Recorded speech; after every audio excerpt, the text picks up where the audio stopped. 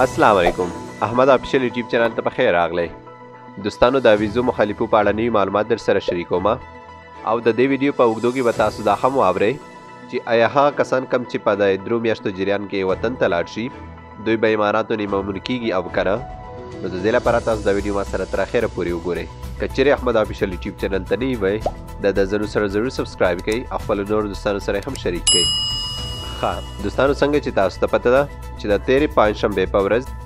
د اماراتو حکومت ولسمشر شیخ خلیفه بن زاید ال نهیان اعلان وکړ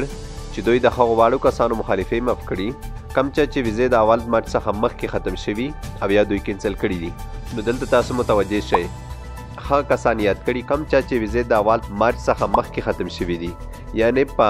اوله میاشت کې دویمه میاشت کې یا 2019 کال کې او یا 2013 کال کې یا د دې نه مخکې نو دوی واړو باندې چې څومره جریمې یا مخالفې راغلي وي د هغې معاف کولو اعلان یې وکړ دا معافي صرف هغو کسانو ته شوي کم چې ویزې د اول مارچ څخه مخکې ختم شوي وه یا دوی کینسل کړي وه او هغه کسان کم چې ویزه د اول مارچ څخه راپودې ختم شوي هغو واړو لپاره د کال اخره پورې وخت اضافه کړی دی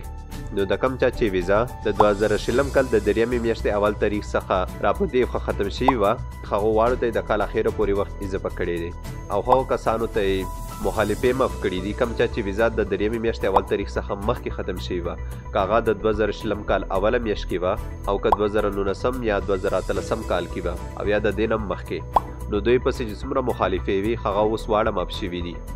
نو کم چاته چې کمپنۍ ویزې کینسل کړي وي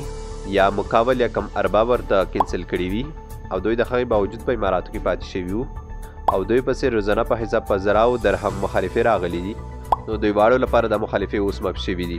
دا کسان کولی شي چې د 2020 کال 15مې میاشتې 13 تاریخ څخه واخله تر د دې کال 8مې میاشتې 13 تاریخ پورې خپلو هیوادونو ته لاړ شي او دې کسانو لپاره بل ښه خبر دا دی چې کم څوک په دې وخت کې اماراتو څخه لاړ شي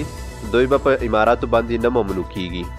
مقصد دوی کولی شي چې په راتلونکي کې په قانوني ډول اماراتو ته داخل شي دوستانو لکه څنګه چې تاسو ته پته ده کم چا پسې به چې مخالفه وه او دوی نه توانېدل چې هغه مخالفه داخله کړي د دې په دوران کې به د پولیسو لخوا دوی ته جیل ورکول کېده د جیل مودې پوره کول نه پس به دوی خپل وطن ته لیږل او دوی پاسپورټ باندې به نو انټري سیسټم هم لګاوه کم چې په راتلونکي کې به د اماراتو څخه ممنوع کېده نو اوس د دې کسانو لپاره ډېر ښه فرصت دی چې خپل وطن ته لاړ شي او په راتلونکي کې په قانوني ډول اماراتو ته راشي او په آخر کې یو یادونه کوم چې دې کې هغه کسان هم شامل دي کم څوک چې په ویزټ باندې امارات ته راغلي وو او هغوی بیا خپل وطن ته لاړ نړل نو هغه کسان هم کولی شي چې د دې فرصت څخه ګټه واخلي خپل هیواد ته واپس لاړ شي او هغه د ویزټ ویزو والا خاوندان کم چې ویزې د دریمې میاشتې اول تاریخ څخه راپودې ختم شوي وې هغو واړو لپاره د کال اخره پورې وخت اضافه شوی دی نو دوی کولی شي چې د کال اخره پورې په اماراتو کې بغیر د جریمې او بغیر د کوم فیس ورکولو څخه پاتې شي دوستانو د دې مخالفو معاف کولو په اړه تر اوسه پورې حکومت څه نه دي ویلي چې دا به په اتوماتیک ډول د کسانو پسې سیسټم کې معاف کیږي او یا به کوم دفتر ته ورځي تر اوسه پورې د پاړه کوم خبر نه دی راغلی که چیرې هم داسې کوم خبر راشي د دې لپاره تاسو احمد آفیشیل یوټیوب چینل تعقیبوئ انشاءالله زه به د دې له لارې تاسو ته خپروم که چیرې دې چینل ته تاسو نه وئ دا د ضرور سبسکرایب کړئ او خپل نورو دوستانو سره هم شریک کړئ او په آخر کې که کوم دوستان چې تاسو ته پته وي چې د دې ستونزو سره مخامخ دي نو هغوی سره هم دا ویډیو شریکه کړئ تر څو دوی ته هم معلومات وشي نور که کومه پوښتنه لرئ نو ماته په کمنټ کې ولیکئ